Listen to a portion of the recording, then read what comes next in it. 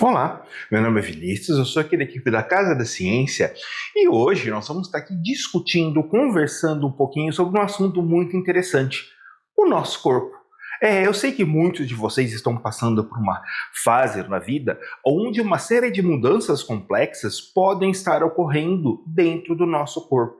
Essas mudanças são meramente ações, de respostas hormonais ao nosso crescimento.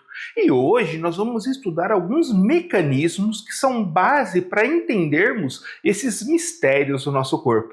Nós vamos começar a entender um pouquinho a respeito do que? Da homeostase. Bem, eu sei que vocês já tiveram esse tipo de pergunta, né? Como o exercício, por exemplo, afeta o músculo do coração, por que nós dormimos, como o corpo se mantém aquecido no frio, por que sentimos sedes, por que a barriga ronca quando eu estou com fome, como o estresse afeta o meu corpo, ou mesmo o papel dos hormônios na puberdade. Tudo isso já pode ter passado em algum momento aí pela cabeça de vocês.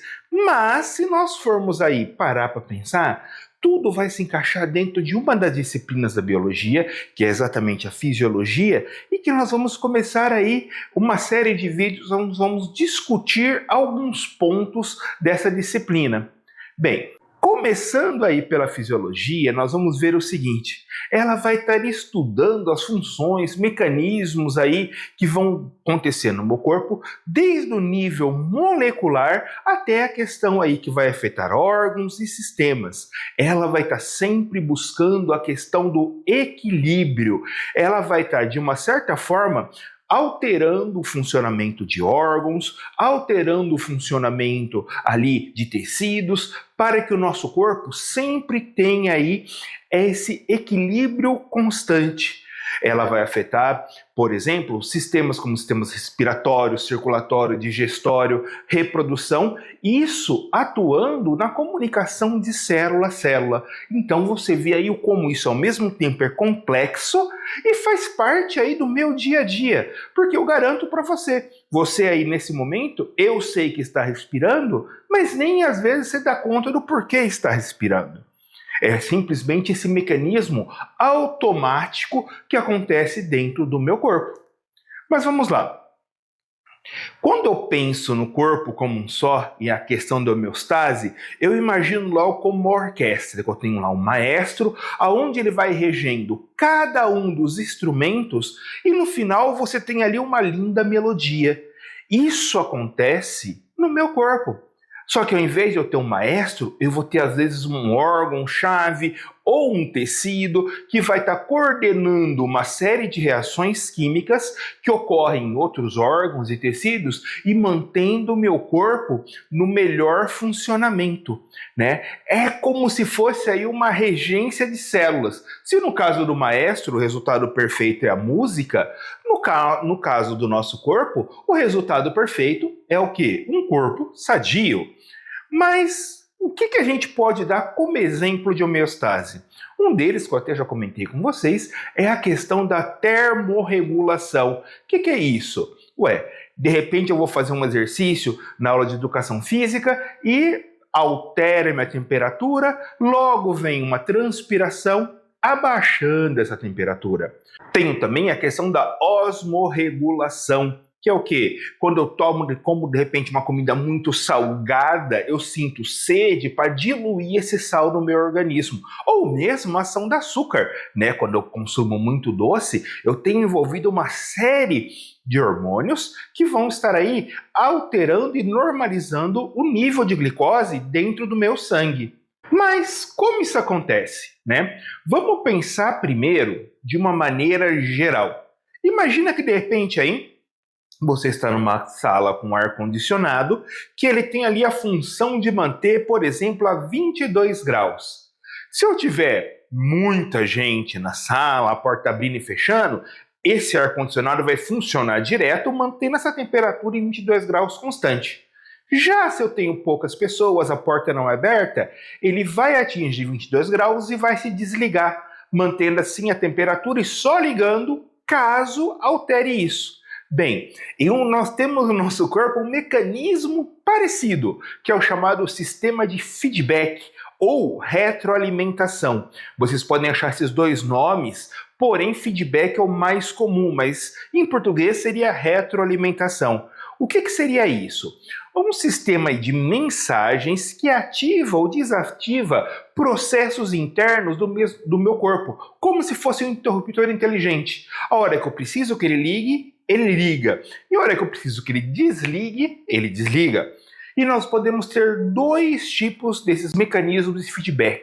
O mecanismo positivo e o mecanismo negativo.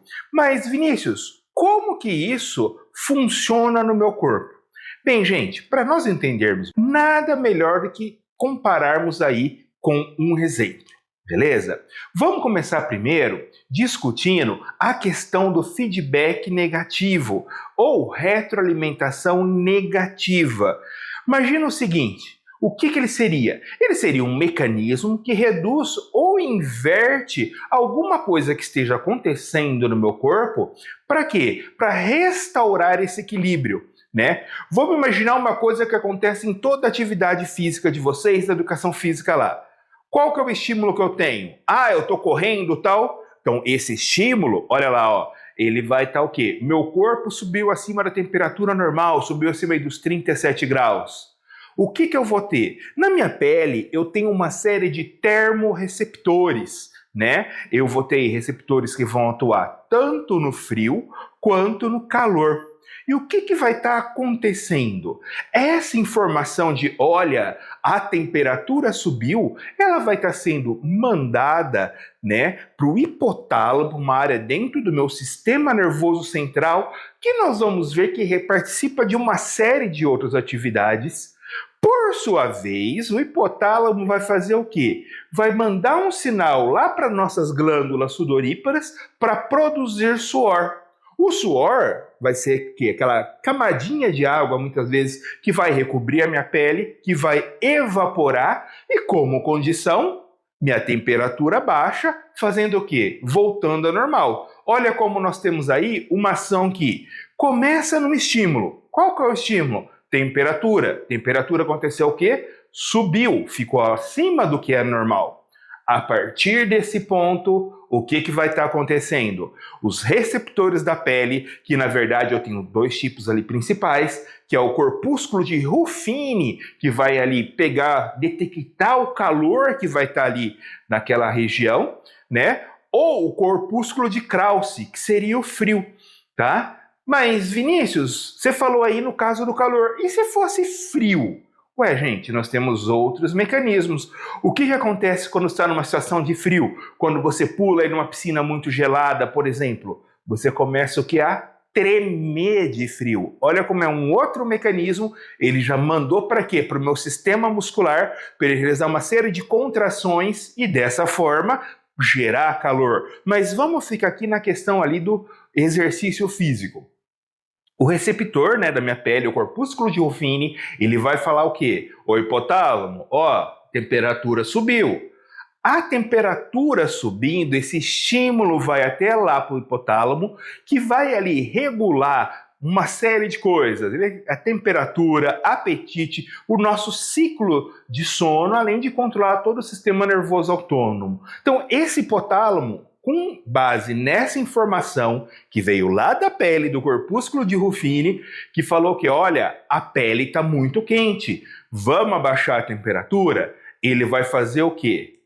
Ele vai pegar e mandar uma informação lá para nossas glândulas sudoríparas, que vão estar aqui na camada de pele, produzam suor. E vai acontecer exatamente o quê? Vai começar a produzir uma série de gotículas, né, que são o nosso suor, que ao evaporar vão ocasionar o quê? Uma diminuição da temperatura.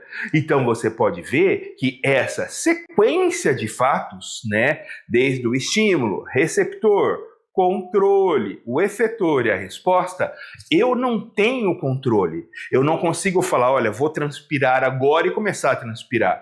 Eu tenho que ter uma situação interna que vai mandar para lá e o meu mecanismo de feedback negativo vai controlar isso de uma certa forma. Para quê? Para que o meu corpo mantenha a temperatura correta. Certo?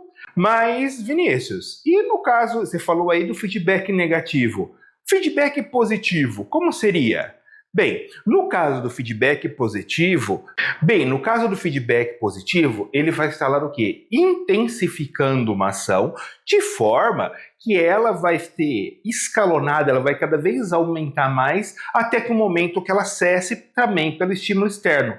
Vamos pegar, por exemplo, uma coisa muito comum, né? Tô lá ajudando minha mãe a preparar uma salada, alguma coisa, ou tô apontando um lápis sem usar o apontador, ou tô correndo na rua e faço um corte no meu dedo. Por isso que é sempre importante, sempre que for trabalhar com algum objeto perfurocortante, peçam ajuda a um adulto, tá? Então, qual vai ser o meu estímulo? O meu estímulo é o corte no dedo.